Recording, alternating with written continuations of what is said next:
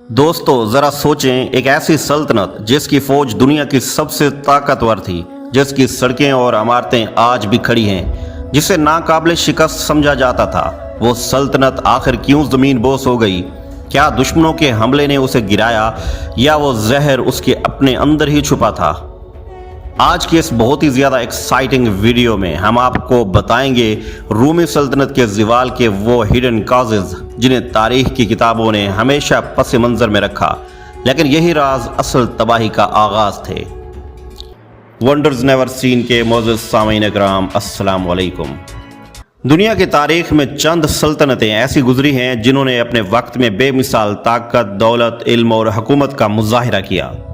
इन सब में से नुमायाँ रोमन एम्पायर है, जो कई सदियों तक यूरोप, मशरक़ वुस्ता और शुमाली अफ्रीका पर हुक्मरानी करती रही। इस सल्तनत ने न सिर्फ अपने दौर में सियासी और फौजी ताकत का लोहा मनवाया, बल्कि कानून, फ़न तामीर, इंजीनियरिंग और समाजी निज़ाम में भी ऐसी मिसालें कायम की जो आज तक हैरान करती हैं। लेकिन यहाँ पर सवाल यह है कि इतनी अजीम सल्तनत, जिसे बका और दवाम की अलामत समझा जाता था, आखिर क्यों ज़वाल पजीर हुई? अक्सर तारीखी किताबों में रोमन एम्पायर के ज़वाल को बैरूनी हमलावरों जैसे विज़िगोथ, हुन्स और वैंडल्स के साथ जोड़कर देखा जाता है। बज़ाहिर ये हमले ही आखिरी धचका थे जिन्होंने रूम को ज़मीन बोस किया, लेकिन हकीकत यह है कि सल्तनत की कमज़ोरी और ज़वाल की बुनियाद सदियों पहले अंदरूनी मसाइल की वजह से पड़ चुकी थी। यही वो पोशीदा अवामिल हैं जो आहिस्ता आहिस्ता रूमी सल्तनत को अंदर से खोखला करते गए, और जब बैरूनी दुश्मन आए तो वो एक बोसीदा इमारत को सिर्फ धक्का देने के मुतरादिफ था। रोमन एम्पायर का सबसे बड़ा सहारा उसकी मजबूत माशियत थी। सल्तनत के इब्तदाई दौर में सोने और चांदी के सिक्के मुस्तहकम करेंसी के तौर पर इस्तेमाल होते थे, जिन पर अवाम और ताजरों का मुकम्मल एतमाद था।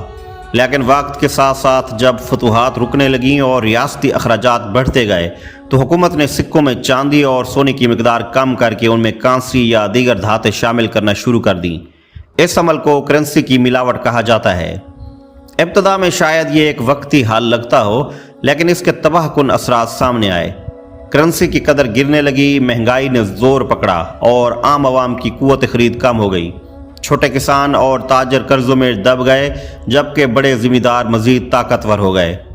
नतीजतन मईशत में वो तवाज़ुन बिगड़ गया जो किसी भी सल्तनत की बका के लिए ज़रूरी होता है।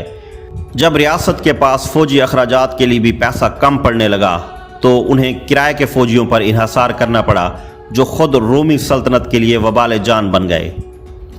रूम की मईशत और पैदावार का एक अहम सतून ग़ुलामी था। जंगों में कैद किए गए लाखों ग़ुलाम खेतों में काम करते, काने खोदते और घरों में खिदमत सरंजाम देते थे।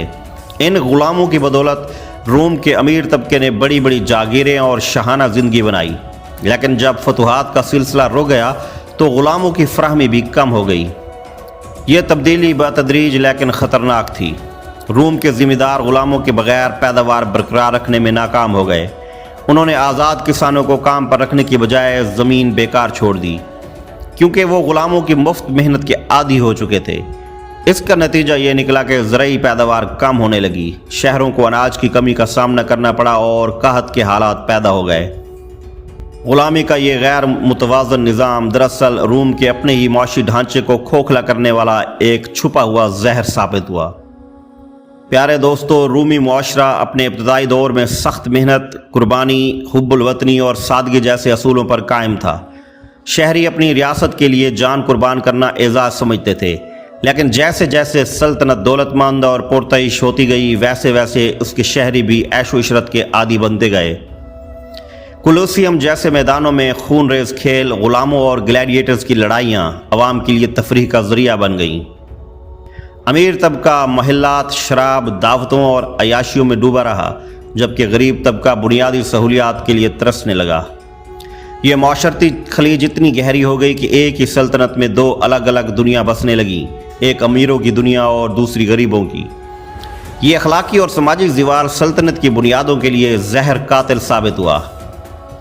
जब शहरी अपनी जिम्मेदारियों और इज्तमाई मफाद को छोड़कर सिर्फ ज़ाती खुशी और मफाद को तरजीह देने लगें, तो कोई भी रियासत ज़्यादा देर तक कायम नहीं रह सकती। रोमन एम्पायर की सियासत में भी आहिस्ता आहिस्ता ज़वाल का शिकार होने लगी। ابتدا میں سینٹ اور شہنشاہ کے درمیان طاقت کا توازن قائم تھا، لیکن وقت کے ساتھ یہ توازن بگڑ گیا۔ شہنشاہ اپنی طاقت بڑھانے کے لیے مخالفین کو قتل کراتے یا جلا وطن کرتے۔ فوجی جرنیل اکثر اپنی فوجی طاقت کے بل پر تختہ الٹ دیتے۔ کرپشن اور رشوت خوری عام ہو گئی۔ سرکاری عہدے دولت کے عوض بیچے جانے لگے۔